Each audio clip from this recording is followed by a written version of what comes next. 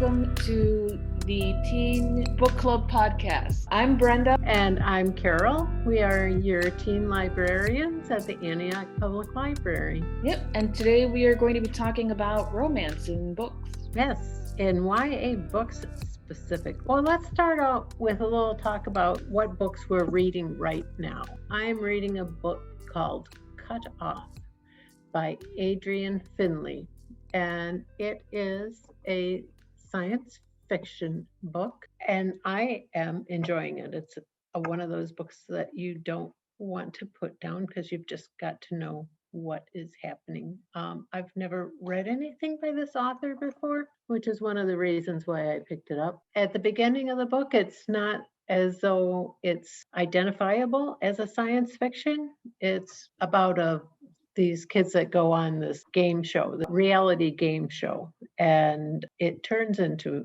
sci-fi, but very slowly moves into it. So I think that's something that I enjoy about it, because the flow of the story is very interesting and it's very suspenseful as well. What about you, Brenda? Well, right now I'm reading this book called The Language of Thorns, Midnight Tales and Dangerous Magic. I didn't realize that this is actually a prequel novel to the Shadow and Bones series. Oh. But it's really good. It's very different than what regular prequel novels are about. So it's not like you can read this book on its own without context, really. So it's not like, oh, you know the characters or whatever. And it's not like it's going into the backstory of a particular character like most prequel novels do. This one is more of like false fairy tales. So it's like fairy tales that take place inside of the world of the Shadow and Bones series. Have you read the Shadow and Bone series? I have not, but it now makes me want to read it, because if these fairy tale novels, the world building is this good, then surely the novels have to be, or the series. Oh, cool. That's interesting. Mm-hmm. Huh. I do want to say one thing though. Last month, we talked about books we were going to read in the future, and I can't remember the other one, the one about the elf and the human. I can't remember the title of that one anymore. That's because it's no good. I tried reading, I tried reading it, but the author, the way that the person wrote was very choppy and not very smooth or anything. But I will say that the Swamp Thing, that book, that graphic novel, was really good, and also. Yeah, it was very good. I liked it. Oh, I'll have to try that. I'll have to pick that one up, because I'm last time I said I always read two books at the same time, and I'm only reading one book right now. So if Swamp Thing is here in the library, I'll have to pick that up so I can have my two books going. Yeah, that one I also realized just now that, or a little earlier actually, that Swamp Thing is actually like a graphic novel from a couple of decades ago, but then this is kind of like a retelling almost, or again a prequel of a series from like a really long time ago. I just pick up books apparently, and they're prequels. Okay, well, that's interesting. Great. Well, now we can talk about romance in sci-fi. I mean, we can talk about romance in sci-fi because there's a lot of romance in sci-fi, but romance YA literature. What's your feelings on it? I don't know. A lot of the times it can be done really, really well, but other times it can be done really badly, like terrible. Not in the sense of like, it's just with romance for me anyway, it can't be just by itself. There has to be other stuff going on in order for it to be interesting. Otherwise, it's just like the same story over and over again. Okay, yeah. Yes, there has to be some variation there, I see. I've read some genrefied romance books that are just fun, and like you say, if the story is done well, it's good. If it's just, you get this impression of, it's this damsel in distress looking for this knight in shining armor kind of thought that doesn't appeal real well. I find it interesting that particularly in the dystopian books, like I'm thinking about like Hunger Games and Divergent, where there's a lot of romance in those, but the female characters are definitely strong.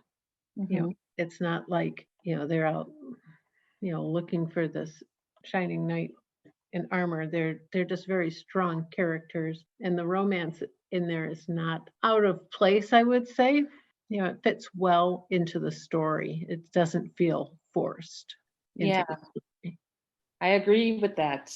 That, when they're putting romance inside of like any sort of other genre, like whether it's sci-fi or fantasy or like the dystopian, it does have to always feel natural inside of the book instead of it being just tacked on almost. Yes. While I was looking at some thoughts on romance, I came across the term of nomance, which would be obviously no romance in a Hmm. book. And I thought, oh, that's fun. We have romance and nomance. So Yeah. it is possible to find books with no romance, although I would say that there are fewer of those without romance than there are books with romance. Have you found that in your reading? Yeah, I feel like there's always a thread of romance in Mm. books because I mean like it's just part of a lot of people's life. Yes. So, because it's just part of life, it just kind of ends up being something that characters either even if they don't have a significant other, they do Mhm. think about it a lot of the times. Yes. And no matter what the romance turns out to be, there's always something, it's always kind of good to learn from other people. And even though these are fictional characters, you can still learn from those examples, like what is a good, healthy relationship as opposed to what is a bad relationship. And what do you do when the relationship gets broken? How do you work through that? It's kind of like a good way to wrap your head around some of those things. Hmm. Yeah, I would agree with that. Though, of course, always take those things with a grain of salt. It Yes, is fiction. yes, yes. You can't expect your life to go, oh, well, I'm just going to, it worked for this fictional character, so it doesn't work. But, a lot of fiction is a reflection of life, and there are lessons to learn, even if it's not exactly what you experience. It's all a learning. One of the books that I enjoyed, which obviously a lot of people enjoyed because books that are popular tend to end up in movies or on Netflix. Yeah, I feel like yeah. Netflix always seems to take popular books and turn them into and actually popular anything and then like remake it. Yes, yes. Like, Have you watched any of the Jenny Han To All the Boys I've Loved before? no, I haven't. Though I keep hearing that the books are good. Yes, yes, I was gonna mention that book. That was a lot of fun to read. So it's kind of when you take a look at that book as compared to like John Green's The Fault in Our Stars, where it's a tragic story, very highly emotional and tragic. It's the both ends of the spectrum where the Jenny Han To All the Boys I'd Loved Before is just kind of like a fun emotional romp, and then The Fault in Our Stars just leaves you in tears at the end. So Yep.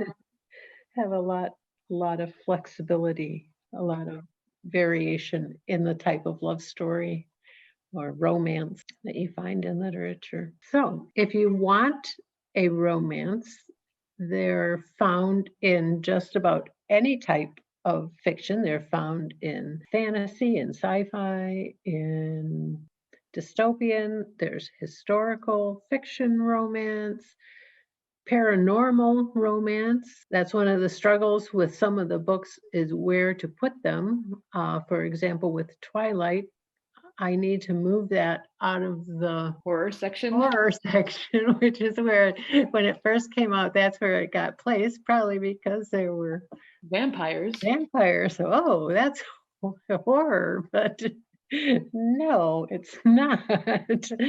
But do you put that in sci-fi? Do you put that in romance? Where does that book belong? Where would you put it, Brenda? No. You know, I I would have put it either in sci-fi fantasy or in romance because it's not scary, right? Horror is scary stuff. Well, Twilight books aren't scary. They talk about a lot of supernatural stuff, which I would think is more fantasy. Yes. We can't put every genre on as a separate unit in the library because there's just too many of them. That would be called probably a paranormal romance. So you put it in paranormal, but we can't do that. We can't have that many categories on our shelves. So we have to go with what we can do and take our best guess at it. So, but that's one that, definitely needs to be moved. But if you're looking for it and you no longer find it in horror, that's why. Well, I have no idea where to put this, but romance is a hard genre for me because sometimes, a lot of tropes can be very similar in romance books, like that more deal with a relationship. Because it's always like, boy meets girl, and then of course there has to inevitably be tons of angst, even though you clearly know that they're into each other, and it's like you want to bang your head on the table going like, oh my god, you guys know already, stop with this angst. Yes. Well, do you think that reflects real life? Probably, but also at the same time, it's after you read it about 15,000 times, you're just like, come on. Done with it. Come on, get on with it. Yeah. Which is why I think, it's always more successful when the romance aspect of it is always intertwined with something else. For example, in the Hunger Games, you have the romance, but you're also talking a lot about the game and everything that deals with that. And even in like Twilight, there is, of course, the romance, which is a huge, enormous part of it. But at the same time, you're talking about vampires and also the werewolves and all that stuff, which gives another point of interest and also like spices it up a little bit. It makes it different and fun. Yeah. And I always find that to be the best types of stories. Or if the author is going to concentrate on relationships, it's always really fun when the author does it in a very relatable and fun way. I know that when I was in middle school, I was reading this book. It's a British book. I think it's like Angus Thongs and something snogging. I can't remember the title. It's been so long. I know the book. I know the book you're talking about. I've not read it, but that was an extremely popular book. It was so funny. That book made me laugh so hard. And it's because this girl is trying to like figure out what she's supposed to do with boys in that really awkward, stage of like, I have no idea what I'm doing at all in school, and also like in relationships and friends, and everything is just weird and it's funny. You just laugh at it with her because, all the things that she's kind of going through, you're like, oh, I relate to that. And that's always fun. Yes, I like that about the where you can see yourself in it, but not in a bad way, but can laugh at yourself through laughing at somebody else going through the same thing. Okay, I think that's about it. Yeah, that's it for me too. I don't have anything else to say about this. Well, I just hope that romance doesn't scare you off, because there is romance in a book doesn't mean that's all there is to the book. Find a book that's good in itself, and if romance is there, then hey, enjoy that part too. I hope you guys sign up for the next one so that you can bring something else to the conversation. You guys can talk with us and we can all have fun talking about books. Yes, and give your opinions on whatever it is we decide to talk about. We don't have a specific subject for our next podcast. It will be about books, but we would love to hear what your thoughts are as well. So you can just go to our website, to our calendar. We're set to meet up every third Tuesday of the month, I believe, and you can sign up there so that we know to expect you. So I hope you guys have a great day, and hopefully we see you soon. Bye. Bye.